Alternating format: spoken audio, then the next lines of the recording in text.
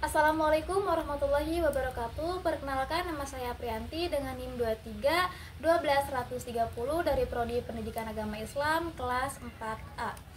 Video ini ditujukan untuk memenuhi tugas UTS dari mata kuliah pengembangan kurikulum yang diampu oleh Ibu Dr. Helda Nelis MPD. Baik, langsung saja kita akan membahas topik yang penting dalam dunia pendidikan, yaitu pengembangan kurikulum. Topik ini sangat krusial karena kurikulum adalah fondasi utama dari proses pembelajaran di sekolah maupun institusi pendidikan lainnya. Pengembangan kurikulum merupakan proses sistematis yang mencakup perencanaan, pelaksanaan, serta evaluasi terhadap materi pembelajaran. Tujuan akhirnya adalah menyusun kurikulum yang relevan, efektif, dan sesuai dengan kebutuhan peserta didik serta perkembangan zaman. Nah, kita mulai dari perbedaan antara pengembangan dan perbaikan kurikulum. Pengembangan kurikulum adalah proses penyusunan kurikulum yang baru dirancang dari awal, seperti menambahkan pendekatan pembelajaran partisipatif dalam mata pelajaran sains. Nah, sementara itu perbaikan kurikulum adalah proses penyempurnaan kurikulum yang sudah ada.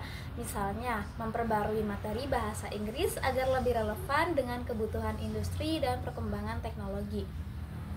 Sebagai contoh konkret dari pengembangan kurikulum, kita dapat melihat implementasi kurikulum Merdeka pada tahun 2022.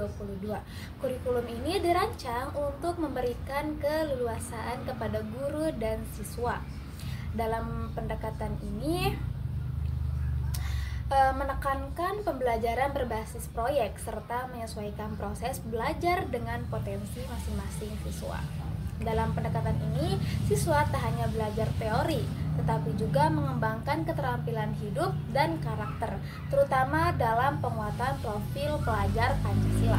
Selanjutnya, mari kita bahas asas psikologis. Dalam kurikulum, menurut Nasution, aspek psikologis siswa seperti perkembangan kognitif, emosional, dan sosial sangat penting untuk diperhatikan. Kurikulum yang efektif harus menyesuaikan dengan tahapan perkembangan siswa, sehingga pembelajaran menjadi lebih bermakna dan menyenangkan. Misalnya, penggunaan problem-based learning atau pembelajaran berbasis masalah sangat sejalan dengan pendekatan psikologis ini. Dalam metode ini, siswa diajak menyelesaikan persoalan seperti kasus pencemaran air dalam pelajaran IPA yang relevan dengan kehidupan mereka. Ini tak hanya mendorong keterlibatan emosional siswa, tetapi juga meningkatkan motivasi belajar mereka secara signifikan.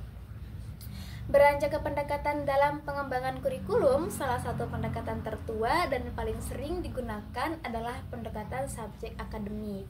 Pendekatan ini menyusun kurikulum berdasarkan mata pelajaran seperti matematika, sejarah, atau geografi.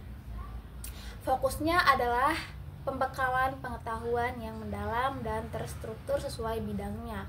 Menurut Hilda Taba dalam bukunya Curriculum Development Theory and Practice, kurikulum sebaiknya dibangun berdasarkan struktur keilmuan yang kuat. Sebagai contoh, dalam pelajaran sejarah, siswa diajak memahami peristiwa dan tokoh secara kronologis. Sedangkan dalam bidang biologi, konsep-konsep diajarkan secara sistematis, mulai dari sel hingga ekosistem. Nah, namun dalam menyusun kurikulum, kita tidak bisa mengabaikan prinsip-prinsip dasarnya. Menurut Sukma Dinata, ada 5 prinsip umum yang harus dipertimbangkan, yaitu relevansi, fleksibilitas, kontinuitas, efisiensi, dan efektivitas. Kurikulum harus relevan dengan kebutuhan siswa dan masyarakat. Fleksibel terhadap perubahan, berkesinambungan antar jenjang pendidikan, serta efisien dan efektif dalam pelaksanaannya. Selain itu, Delima menambahkan beberapa prinsip khusus, seperti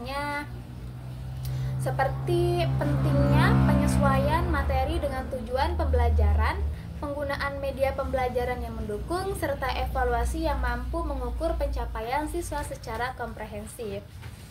Tak kalah penting, prinsip relevansi menurut Sudrajat menekankan bahwa isi kurikulum harus selaras baik secara internal maupun eksternal. Secara internal, semua elemen kurikulum, tujuan, materi, metode, dan evaluasi harus sejalan. Sementara secara eksternal, kurikulum harus relevan dengan tuntutan dunia kerja dan perkembangan iptek. Contohnya bisa dilihat di kota-kota industri seperti Batam atau Bekasi. Sekolah-sekolah kejuruan di sana merancang kurikulum yang fokus pada teknik otomasi dan sistem kontrol industri. Hal ini menunjukkan bagaimana kurikulum bisa disesuaikan dengan kebutuhan lokal agar lulusan siap menghadapi dunia kerja. Jadi, pengembangan kurikulum bukanlah proses sekali jadi, melainkan sebuah upaya berkelanjutan untuk menghadirkan sistem pendidik yang lebih baik dengan memahami aspek psikologi siswa, menggunakan pendekatan yang tepat, dan menerapkan prinsip-prinsip dasar dalam pengembangan kurikulum. Kita bisa membangun masa depan pendidikan yang lebih cerah dan bermakna. Baik, cukup sekian penjelasan dari saya.